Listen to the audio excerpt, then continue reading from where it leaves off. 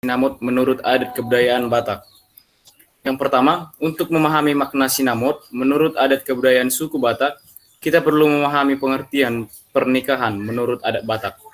Pernikahan menurut adat Batak tidak hanya terdiri dari dua pribadi, kedua belah pihak keluarga dari yang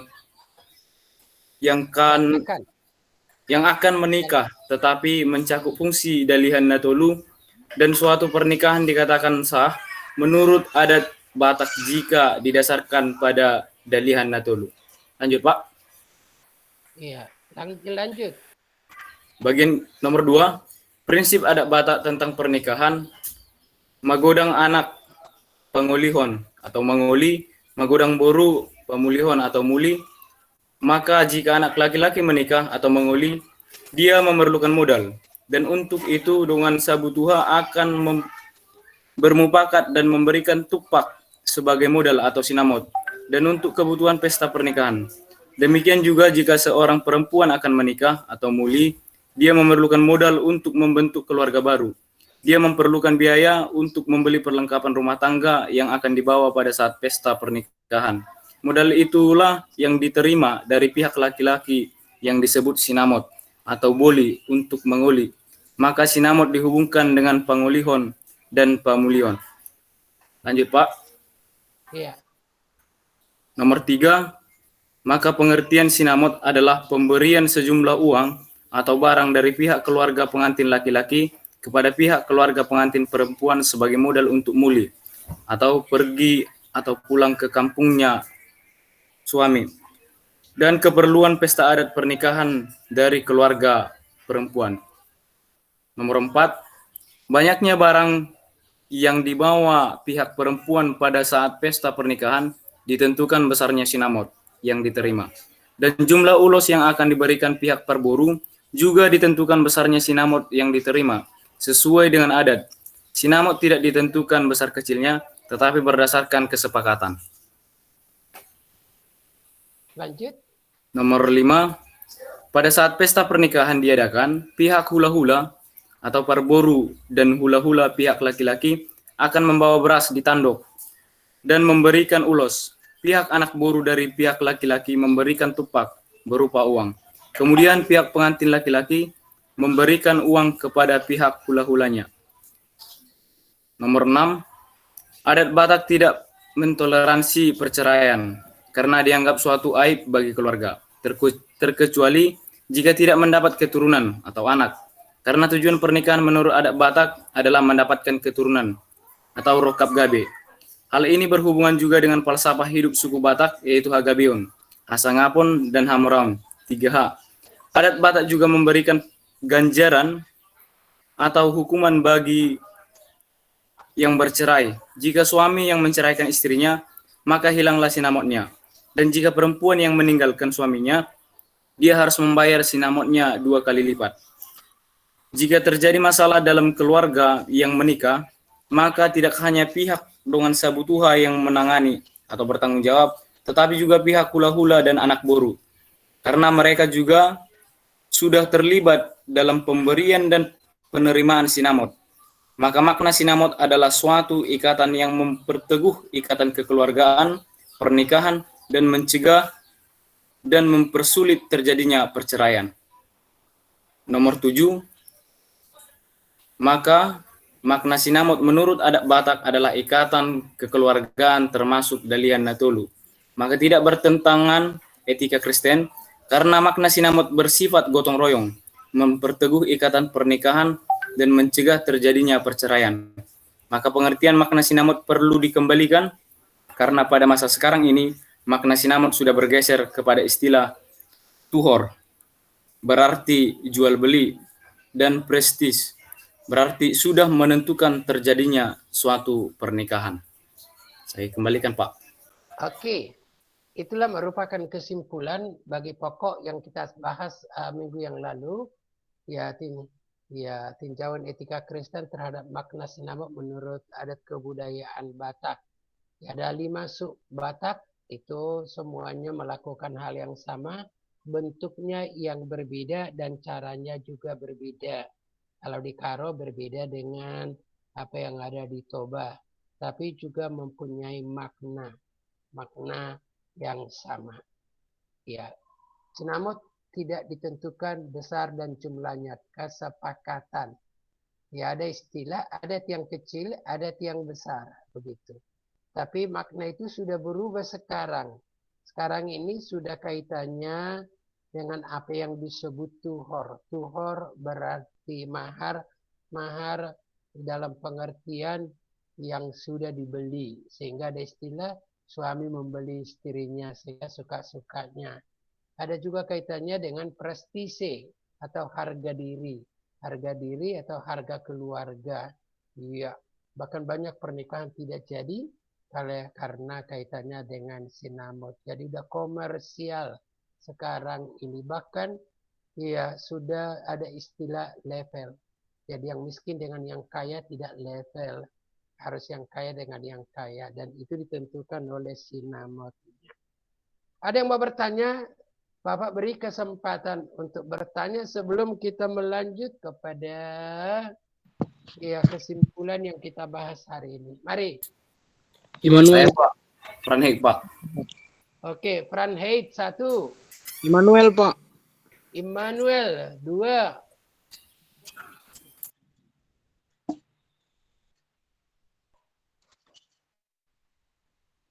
Saya Pak, Hotmanuli Nathanael Pak. Tentang sinamot ini Pak kan? Iya, Hotman.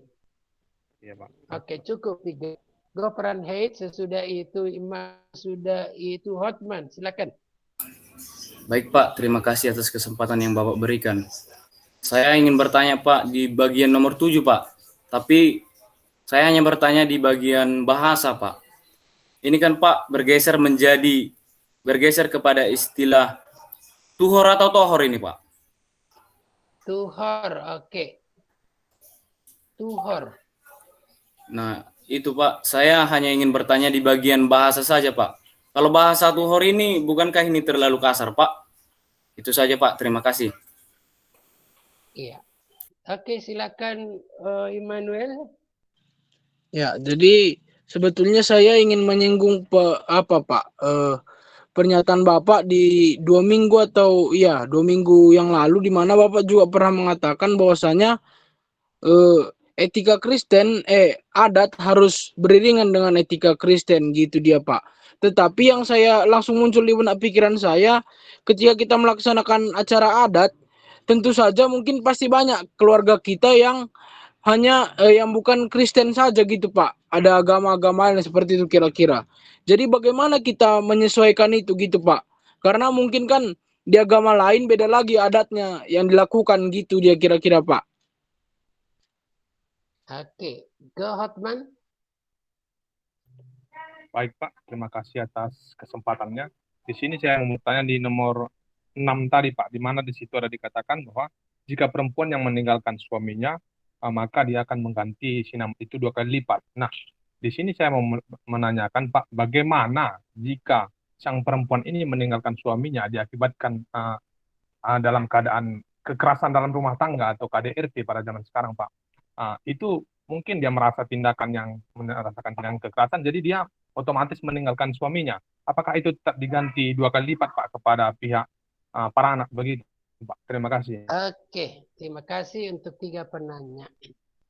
Untuk Pranhik, istilah tuhor itu apa enggak terlalu kasar? Enggak, dan memang kasar. Kalau ada pesta, kan ada dibagi-bagi. Iya, enggak dikatakan sinamot niboruta, tapi tuhor niboruta. Kenapa tuhor ini menjadi digunakan istilah? Karena itu di dalam pelaksanaannya terjadi tawar-menawar. Iya. Lalu kemudian itu diartikan dari istilah sudah terjadi transaksi begitu. Iya. Dan inilah yang menjadi alasan mengapa orang Batak disuruh inilah alasan mengapa orang Batak dituduh menjual anak gadisnya. Jadi pakai istilah tuhor. Tuhor. Makanya perempuan diibaratkan sebagai barang yang dijual dibeli ya dengan harga tertentu. Bahkan tuhor ini, harga ini menentukan apakah pernikahan itu akan jadi atau tidak. Dan ini menjadi pergumulan bagi banyak orang yang mau menikah. Mereka sudah saling mencintai dan meyakini bahwa mereka dipersatukan Tuhan. Tapi tidak sesuai sinamanya, maka batal. Itulah sebabnya terjadi kawin lari. Ia memberkati kalaupun keluarganya tidak setuju. Jadi peran hate to her ini enggak terlalu kasar dan memang begitu. Bahkan ada istilah sekarang, sinamot itu sudah komersial. Mengerti nggak prestisi? Iya, prestisi. Harga diri, harga keluarga, begitu. Kalau sudah ada kerjanya, sudah ada embel-embelnya, sudah sarjana, tuh udah ada ketetapan. Harus segini, kalau nggak segitu nggak bisa gitu.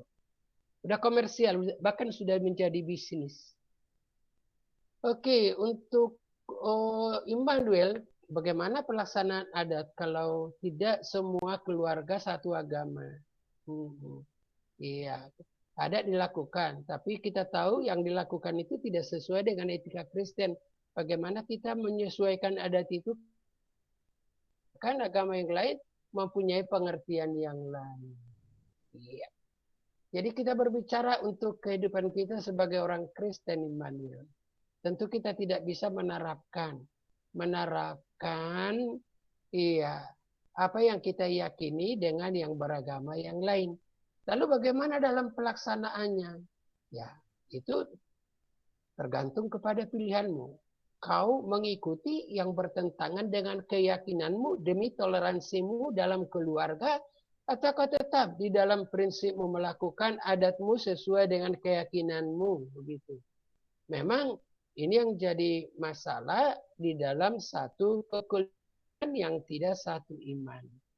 Jadi sulit dijawab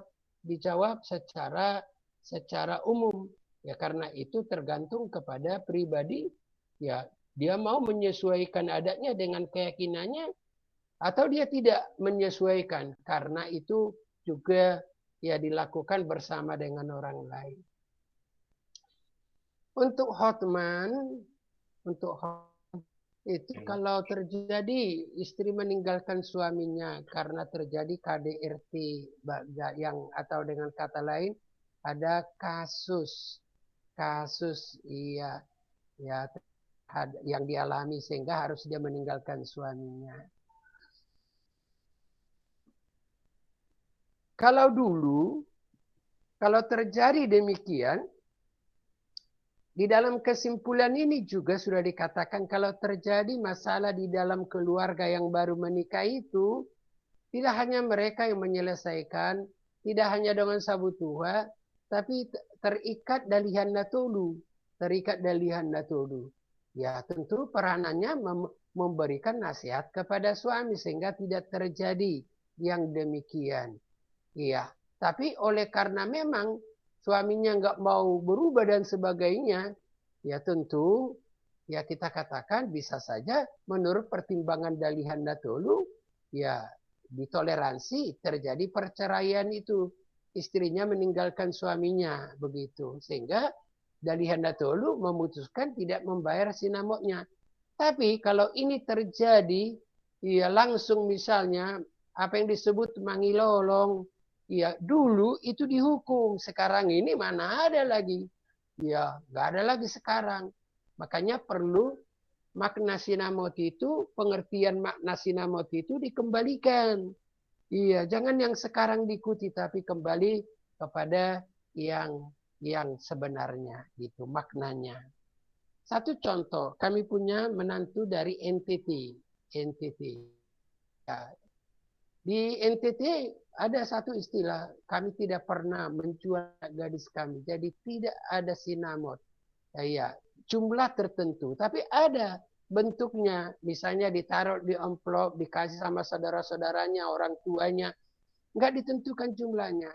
Iya, nggak ditentukan. Itu bersama dengan baju, misalnya begitu. Ya, itu dikasih waktu apa istilahnya itu meminang, waktu meminang begitu. Jadi istilah jumlah nggak ada. Dan dalam adat Batak juga dulu nggak pernah ditentukan harus segini sinamotnya. Kalau sekarang iya. Jadi kalaupun sedikit ya nggak jadi masalah. Ada dona mekmet, ada dona balga begitu dulu. Sekarang ini aja sudah berbeda maknanya. Begitu Hotman. Baik, Baik, Pak. ada Terima lagi kasih. yang mau bertanya? Satu orang lagi dalam kaitan sinamot. Iya, ini sangat penting bagi Anda pahami sehingga Anda memberikan pemahaman kepada orang tuanya, ya khususnya yang perempuan. Nanti bapakmu bilang khususnya kepada anak perempuannya, kau disekolahkan di setiap bisa 5 tahun, hitung biayamu udah berapa itu nak? Kalau sinamotmu hanya 5 juta, ya untuk apalah itu? Gitu. Padahal sinamot itu tidak ada hubungannya dengan biaya yang dikeluarkan oleh orang tua gadis dalam membesarkan dan menyekolahkannya. Coba anak gadisnya kalau sudah S2, apalagi kerja, 75 juta, 80 juta. Oh, dari mana? Iya. Dari mana uang laki-laki? Akhirnya jadi masalah. Tidak ada lagi? Baik. Pak, Igren Shalom, Pak. Hah? Igren Shalom, Pak. Siapa? Igren Shalom, Pak. Eigren, Uigren, Ogren, Go Alho. Di sini Pak, tadi katakan bahwasanya pengertian sinamot itu kan untuk mempererat atau mengikat tali perkawinan. Nah, sedangkan dalam adat Batak tadi, mereka pasangan itu bisa berpisah atau bercerai ketika mereka tidak mempunyai keturunan. Nah, yang saya tanyakan, apakah ini tidak, bagaimana etika Kristen menanggapi hal ini? Apakah ini tidak bertentangan dengan etika Kristen?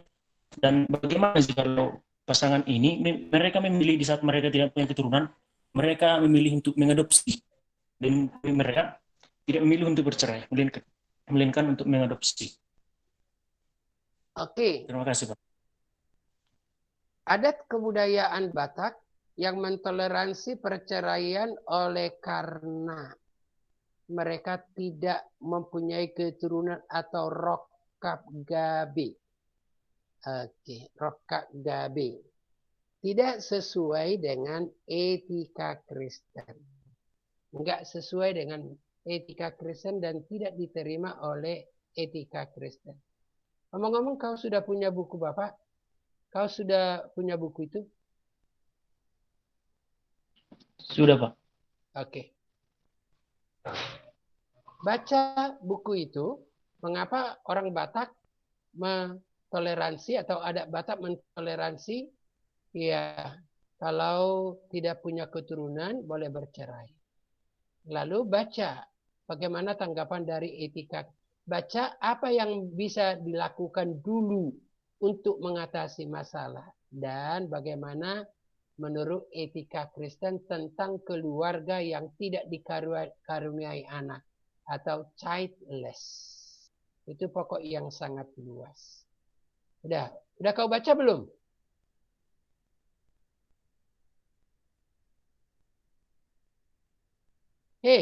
Udah kau baca di buku Bapak mengenai itu belum? Tentang apa etika Kristennya belum, Pak? Masih sejauh tentang apa tadi itu, Pak? Sinamot tadi itu, Pak. Enggak, itu ada di situ. Kalau soal rokak gabe ini, lalu yang mereka lakukan apa? Lalu menurut etika Kristen bagaimana tentang keluarga yang tidak mempunyai anak? Bacalah di situ. Udah kau beli, tapi kau nggak baca. Baik, Pak. Kamu pikir hanya Bapak hanya cari uang gitu. Udah dibilang dari dulu bukan bisnis, tapi itu hal yang sangat penting. Baca ya. Nanti kau memahami. Kau nanti memahami bagaimana pandangan etika Kristen terhadap adat Batak yang mentoleransi perceraian oleh karena tidak mempunyai keturunan. Ya. Dan di etika 2 juga sudah kita singgung mengenai itu sedikit. Mengenai keluarga yang tanpa anak. Oke.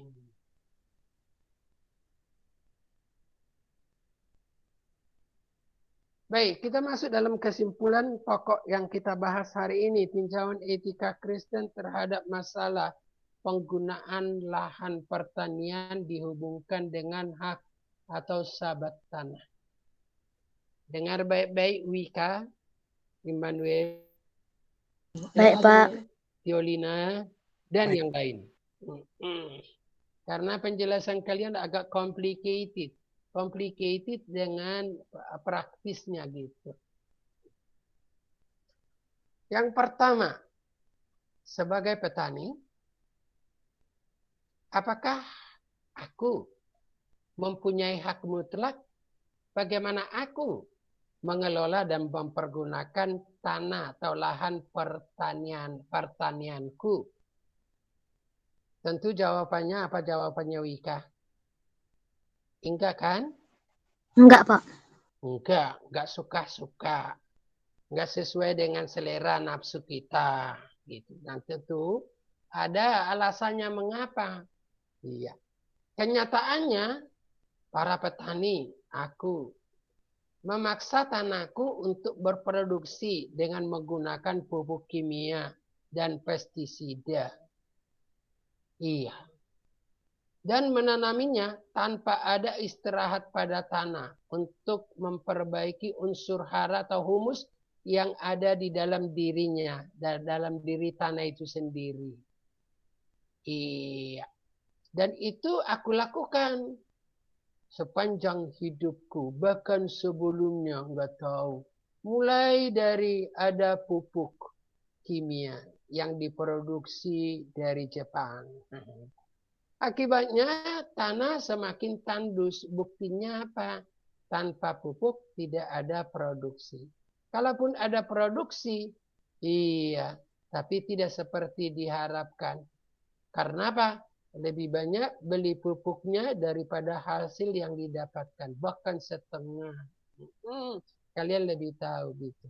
Jadi habis ke pupuk, habis ini. Ya, itulah masalah. Iya. Antara kenyataan dengan kaitannya hak. Rupanya aku tidak punya hak mutlak.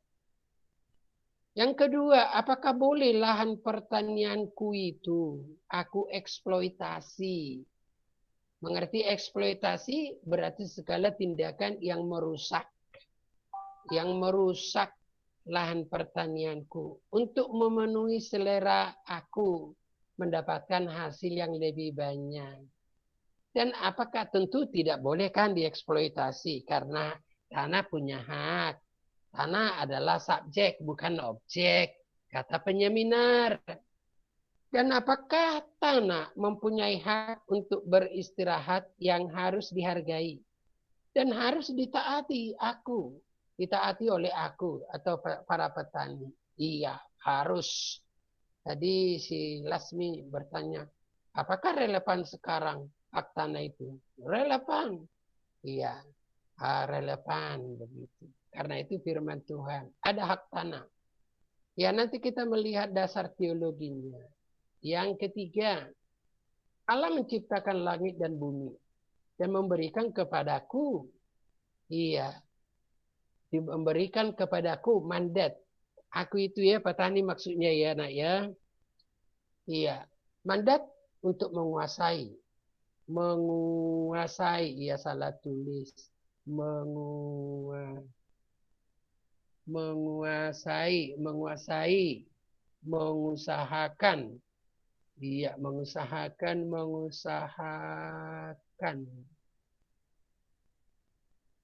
mengusahakan dan memelihara sebagai sumber kehidupanku. Sebagai sumber kehidupanku. Kalau kita baca Kejadian 1, 28, 29, 29, semuanya ini kuberikan sebagai makananmu. Lalu Kejadian 2, 15, pelihara. Manusia diciptakan, ditempatkan di taman yang indah, penuh dengan makanan, dan untuk tugasnya memelihara. Matius 5:45 dikatakan Allah memberikan matahari hujan kepada orang yang baik dan orang yang tidak baik. Itulah yang disebut anugerah umum. Jadi diberikan tanah tidak hanya kelompok tertentu, tapi semua orang diberikan tanah, diberikan hujan, diberikan matahari dan sebagainya. Tapi tugas ini untuk semua orang.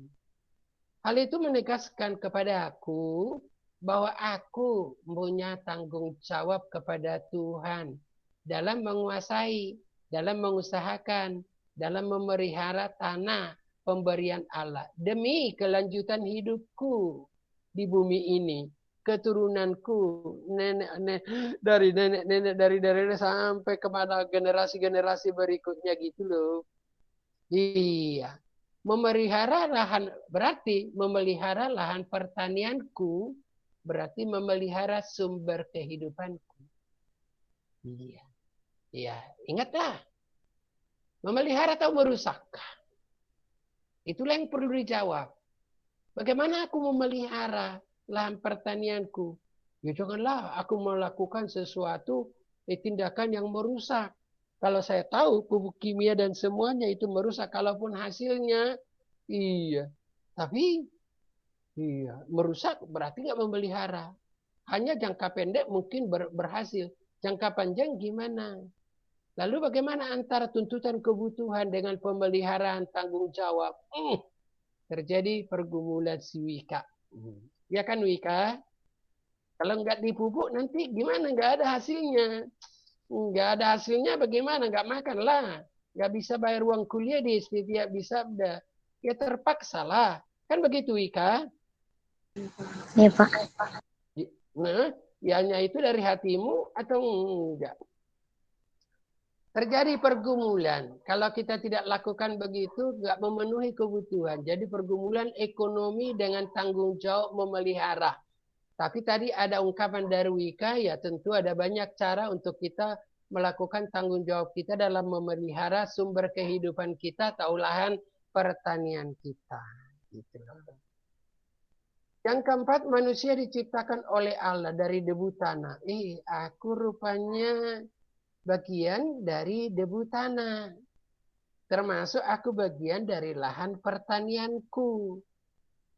Maka aku harus berkata, apa yang aku lakukan terhadap alam ini, iya, atau apa yang kulakukan terhadap lahan pertanianku adalah merupakan aku melakukan terhadap diriku sendiri. Karena alam atau tanah tidak dapat dipisahkan dengan manusia, dengan aku. Iya. Halo Pak, mari Pak silakan. Mari silakan diambil yang dari dalam atau yang dari ini. Pokoknya yang mana bisa diambil. Kalau ke sana, ya udah silakan.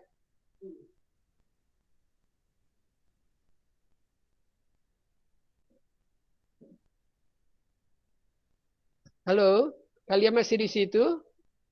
Masih Bapak. Masih, Iya. Pak. Ada gangguan sedikit. Iya, katanya ada sesuatu yang diperlukan. Ya udah silakanlah di situ.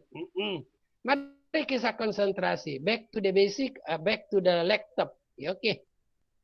Oke, jadi katakanlah kepada dirimu bahwa aku adalah bagian dari tanah. Tanah. Iya, debu. Jadi ini kaitannya dengan lingkungan hidup. Apa saja yang kita lakukan? Termasuk nanti dalam kaitan sampah.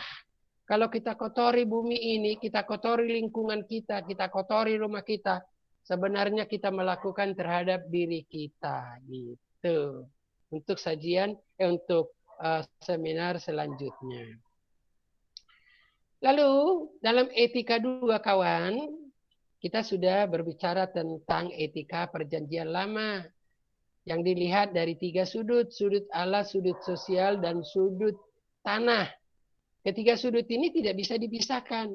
Iya, ketiganya saling berhubungan. Jadi perlakuanku terhadap tanah, iya, yang diberikan oleh Tuhan dan juga hubunganku dengan Tuhan nggak bisa dipisahkan, kawan. Ya Lasmi, Lasmi, di mana kau Lasmi?